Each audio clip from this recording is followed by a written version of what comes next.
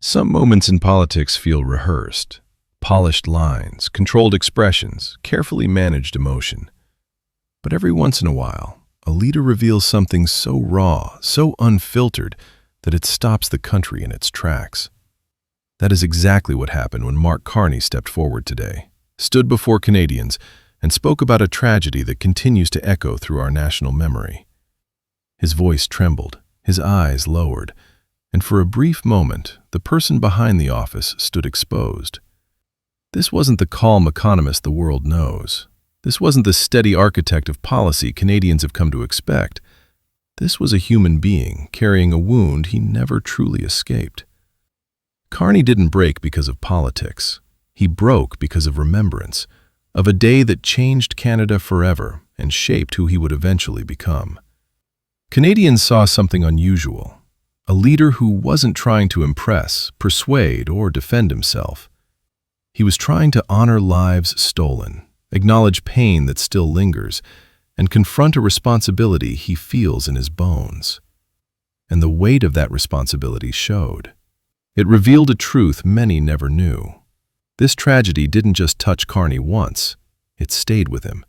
And today, it surfaced again. Before he became a central figure in global finance, before he stepped into the Prime Minister's office, Mark Carney was a young Canadian living far from home when the unthinkable happened. The news reached him early in the morning, a cold headline that didn't feel real.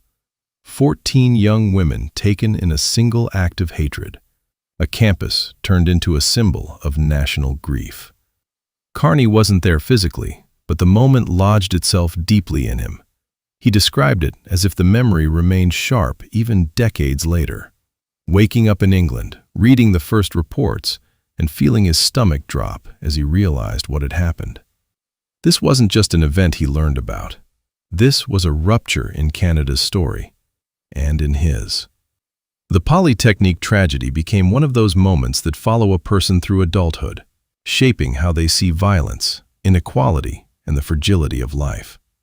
Carney carried that memory quietly, rarely speaking about it. But today, when he recalled that morning, the shock rushed back into his voice.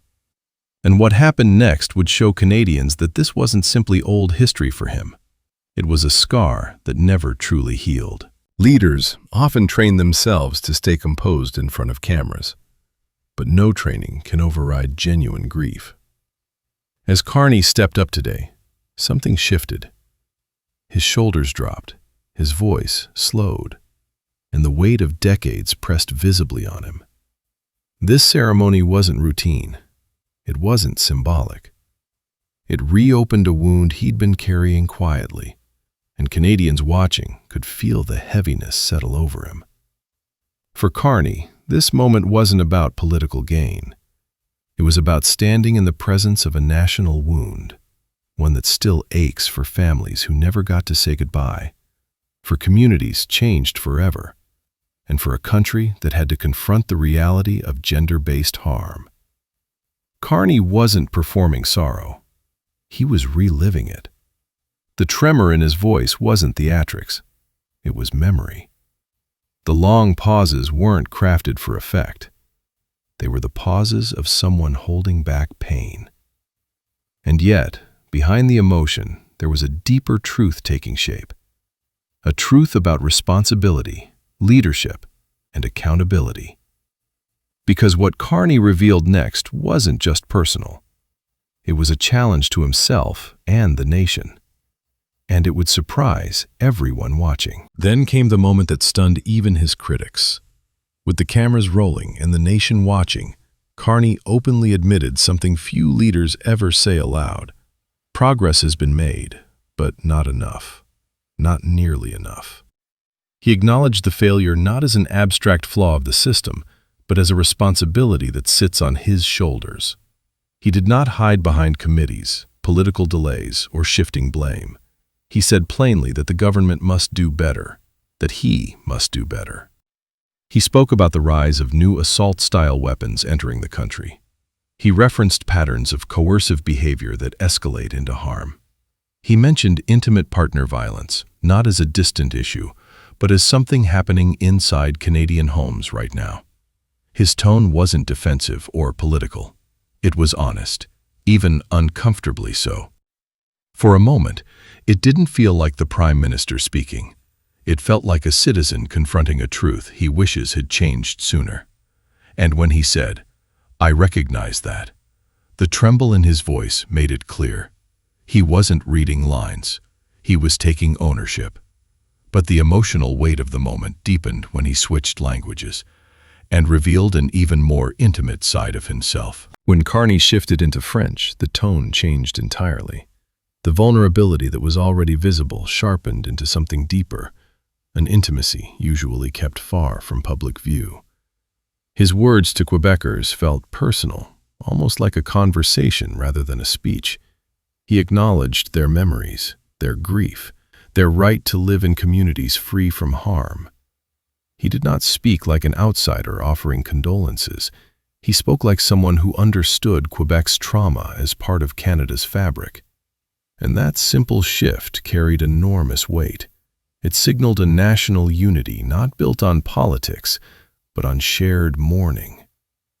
Observers noticed the difference immediately. His French was steady, but the emotional strain was unmistakable. He talked about remembrance not as a tradition, but as a commitment that demands action. He recognized the specific vulnerability women face and emphasized the need for greater protection. Carney's message made it clear that this tragedy wasn't confined to one province. It shaped the entire country. And while the French segment carried grief, it carried something else too: urgency. Because beneath the emotion, Carney was quietly signaling that the fight to protect Canadians is entering a new phase, one that might reshape national policy in a profound way. Carney didn't raise his voice. He didn't make grand promises, but beneath the emotion, he delivered a message Ottawa insiders recognized immediately.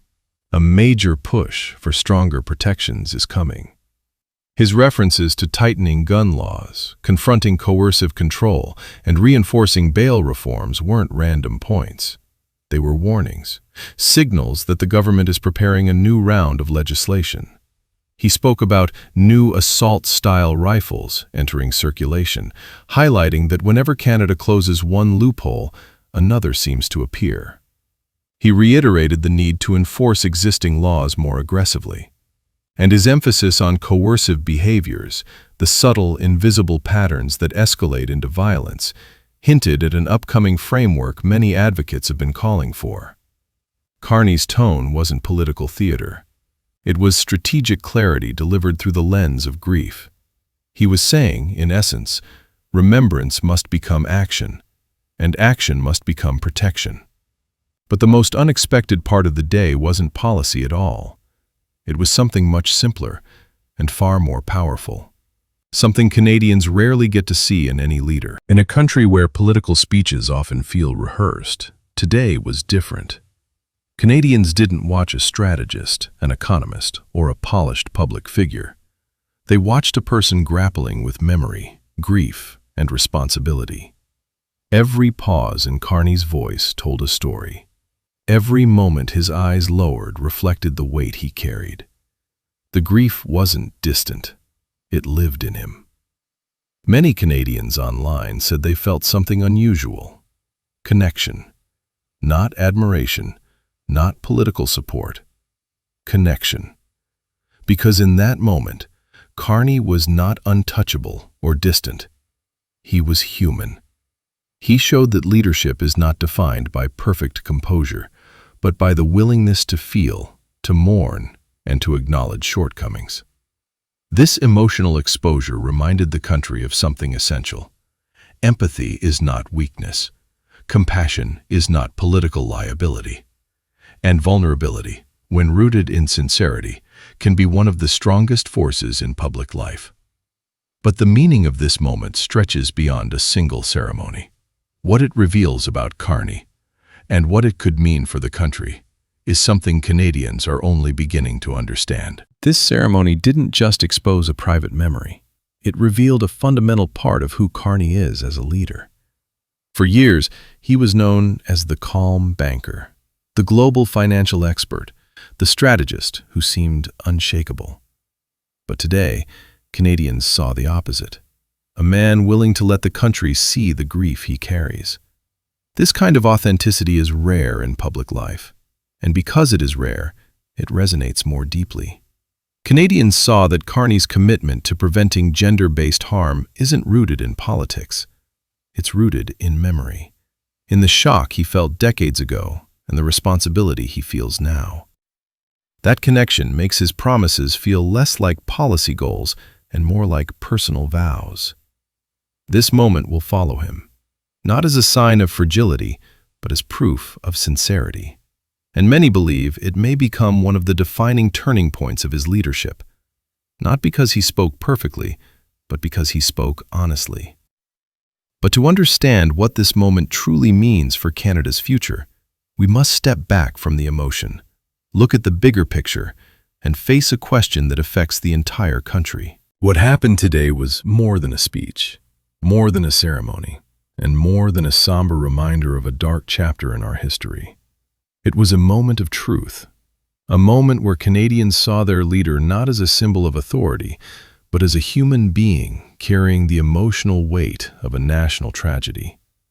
In showing his vulnerability, Carney offered something rare in modern politics: genuine empathy. And that empathy matters, because it shapes how a nation remembers, responds, and rebuilds.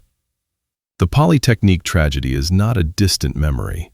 It continues to shape conversations about safety, equality, and the responsibility leaders bear. Carney's emotional response shows that he understands the magnitude of that responsibility. He recognizes that progress, while real, is incomplete. He acknowledges that loopholes remain, that coercive control still destroys lives quietly, and that enforcement must evolve with new threats. But beyond policy, today forced Canadians to confront a deeper truth. Remembrance is not passive. It is a call to action, a demand that justice, protection, and equality must be defended continuously. Carney's grief reminded the country that safety is not guaranteed. It is built through collective effort, through listening, through vigilance, and through leaders who are willing to face uncomfortable realities. As Canadians reflect on the moment, one question remains: how will this vulnerability shape the nation's path forward? Will it inspire greater unity, stronger resolve, and deeper compassion? The answer lies not only with Carney, but with every Canadian who believes that tragedies must never be forgotten, and that the promise of a safer future must be honored through action.